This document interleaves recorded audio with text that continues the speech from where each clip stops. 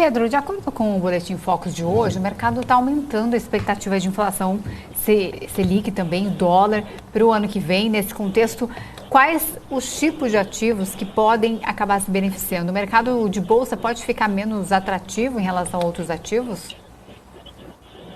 Perfeito, essa é uma ótima pergunta, né? E essa pergunta que a gente acaba se fazendo todos os dias. O mercado não é só bolsa, não é só ativos de renda variável, e a gente sempre tem que compor o portfólio de uma forma eficiente, de uma forma balanceada e equilibrada, né?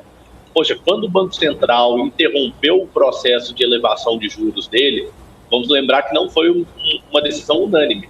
Foi uma decisão que dois diretores do Banco Central, que é independente agora, né, vale frisar, votaram para ter elevação adicional dos juros.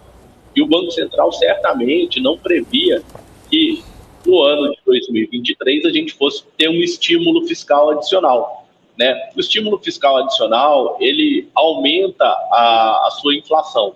Por quais canais, né?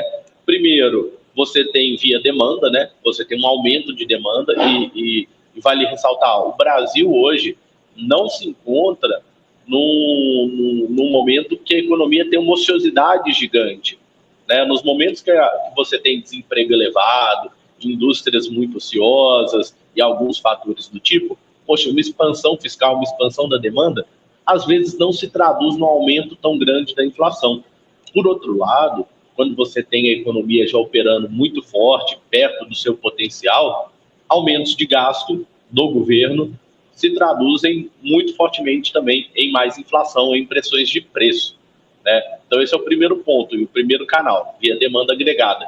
Segundo canal, pode ser via câmbio, né? Aumento de uma perspectiva ali de menor responsabilidade fiscal, contaminando preços e atrapalhando um pouco o câmbio, né? E o último canal é o canal das expectativas. As pessoas criam um pouco mais de expectativa de inflação e essa deterioração da expectativa de inflação faz com que o Banco Central tenha que olhar e entender, poxa, meu plano era manter a taxa de juros estável em 13,75 por mais várias reuniões, até eu perceber, poxa, as expectativas de inflação do mercado, das pessoas, estão convergindo para baixo, estão convergindo para a meta, os preços estão caindo, então eu posso iniciar um ciclo de cortes.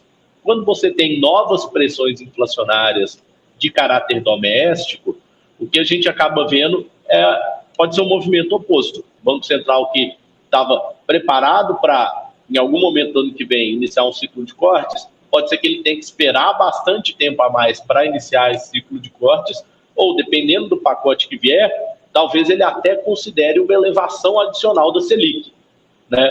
Poxa, então a gente está falando aqui da taxa de juros básica, Selic. Ela é uma das principais balizadoras para os preços dos ativos, né? Pô, se eu for ter Selic elevada por mais 2 anos, quais que são as consequências, né? Primeiro, empresas, vamos falar primeiro da Bolsa. Empresas muito endividadas vão ter esse custo financeiro muito mais alto por muito mais tempo, né? Então, poxa, até empresas que são operacionalmente, que têm estado muito bem, podem se comprometer se elas estiverem com níveis de dívida não muito adequados, né? Se você tem um problema na estrutura de capital.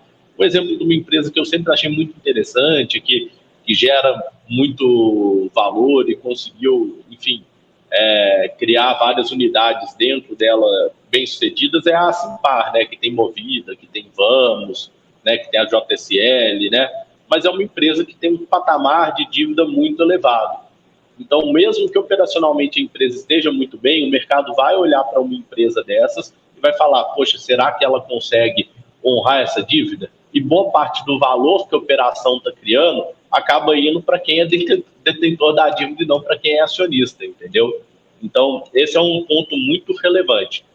E o que a gente tem feito dentro da Riva a gente tem ficado um pouco mais defensivo com os investimentos, né? Eu particularmente gosto muito da inflação curta, né? Títulos de inflação de 2, 3, no máximo 4 anos aí de prazo, o NTNB para 2026, né? São títulos que, poxa, se você tem um descontrole fiscal mais alto, a inflação sobe, você está protegido ali, ele consegue te atender bem, né?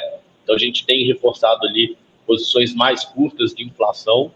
O pós-fixado, aquele negócio, né? Se você está sendo pago no seu caixa, né?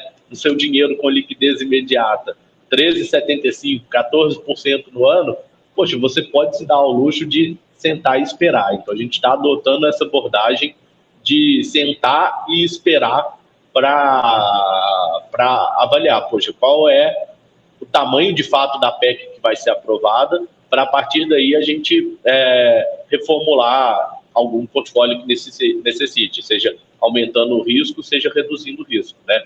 Mas, poxa, está muito confortável ficar no caixa e esperar, né? Então, nesse sentido, a gente tem feito essas movimentações. E o que a gente está avaliando agora, no momento também, é que teve, no mercado específico, que é o de fundos imobiliários, você tem fundos de papel e fundos de tijolo, né? E dentro dos fundos de papel, você tem fundos que são papéis atrelados à inflação. Esses fundos, eles sofreram muito recentemente, né, dado o período que o IPCA veio negativo, etc.